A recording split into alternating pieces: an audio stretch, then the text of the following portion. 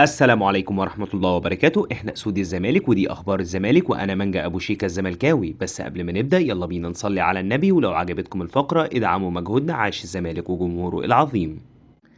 الزمالك اختتم تدريباته أمس وانتظم اللاعبون في معسكر مغلق استعدادا لمواجهة الجونة اليوم. تشكيل الزمالك المتوقع: محمود الشناوي في حراسة المرمى، أحمد فتوح، حمزة المسلوسي، مصطفى الزناري، عمر جابر في خط الدفاع، دونجا، عبد الله السعيد، ناصر ماهر، مصطفى شلبي، سيد عبد الله نيمار في خط الوسط، سيف الدين الجزيري في خط الهجوم. يدير لقاء الزمالك أمام الجونة طاقم تحكيم يضم كل من حكم ساحة هشام القاضي، حكم مساعد أول هشام الدسوقي، حكم مساعد تاني محمد عاطف الزناري، حكم رابع إبراهيم محجوب، حكم فار محمد سلامة، ومساعده شريف عبد الله. الزمالك يواجه الجونة اليوم الجمعة 2 أغسطس في تمام الساعة 9 مساء على استاد القاهرة في الجولة 32 من عمر الدوري. أحمد عيد عبد الملك: صفقة أحمد رمضان بيكهام رائعة للزمالك لأنه لاعب لديه خبرات ومن اللاعبين القلائل في الدوري المصري القادرين على اللعب للأهلي والزمالك. أحمد رمضان بيكهام يستطيع اللعب في 3 مراكز: قلب الدفاع، الظهير الأيمن، لاعب الوسط المدافع، وهي مراكز الزمالك يحتاج فيها التدعيم، ومن هنا تأتي أهمية صفقة بيكهام للزمالك. أيمن عبد العزيز نجم الزمالك السابق ردا على سؤالي: الأهلي يسيطر على الكرة في مصر؟ رأيك علشان نادي الزمالك مش في المنافسة فطبيعي يسيطر الأهلي على الكرة المصرية لأن المنافس مش موجود.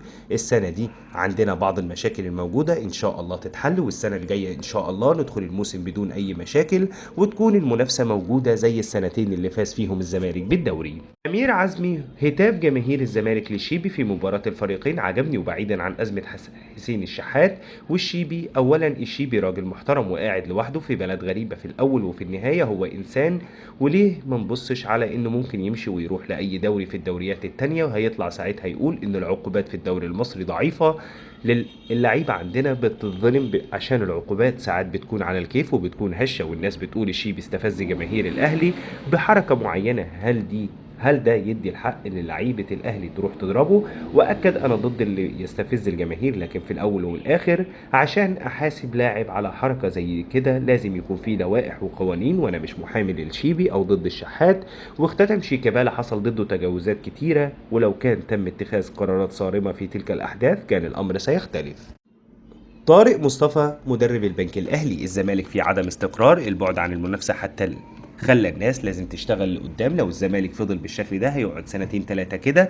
لازم تشتغل للمستقبل لأنه نادي كبير جدا. وبشأن مباراة الأهلي أنا ما اتكلمتش عن العدالة بحاجة، بتكلم على العدالة بشكل عام، حتى قلتها في ماتش الزمالك: مبروك للأهلي الدوري والهدف اتحقق باستمرارنا في الدوري، وبشكر إدارة النادي على دعمهم رغم عدم التوفيق.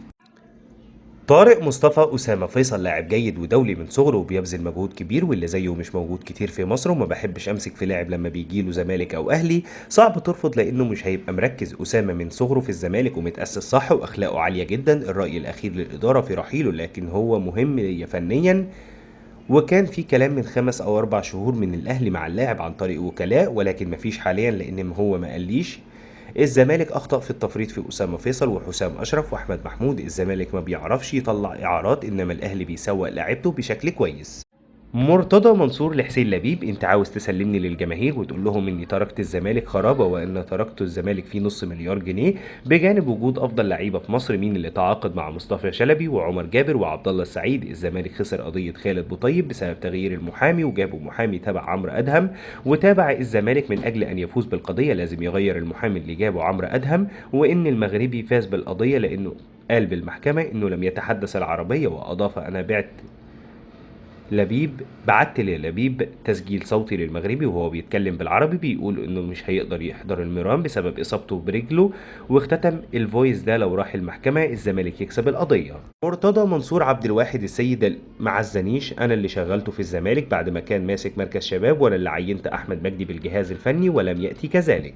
مرتضى منصور: كل نجوم الزمالك السابقين قدموا لي العزاء تليفونيا او بالحضور، ونجوم الاهلي السابقين حضروا العزاء وعلى راسهم حسام البدري وربيع ياسين ومحمد عبد الوهاب عضو مجلس اداره الاهلي الاسبق. وشدد على انه لم يتلقى واجب العزاء من شيكابالا وانا مش هعتب عليه لانه راجل خلص خلاص، ده منتهي من 5 مواسم.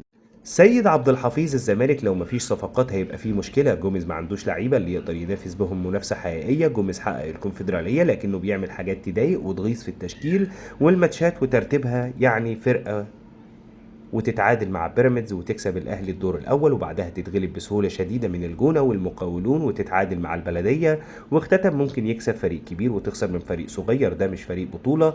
وانت بتتفرج تقول الفريق ده ممكن يكسب أي حد وممكن برضه يخسر من أي حد. سيد عبد الحفيظ: الزمالك هو المنافس التقليدي للأهلي، وهو العنصر الثاني في الكرة المصرية بشكل كبير، لديه شخصية التواجد والمنافسة مع احترامي الكامل لأي نادي آخر موجود في مصر كلها. هتبقى بدايات تحتاج خبرات كتيرة عشان تنافس على بطولة حتى النهاية، سياسة النفس الطويل حتى الأمتار الأخيرة تحتاج شخصيات معينة، والأهلي مميز جدا فيها سواء في المباراة الواحدة في الدقيقة 90 أو في مباريات الدوري.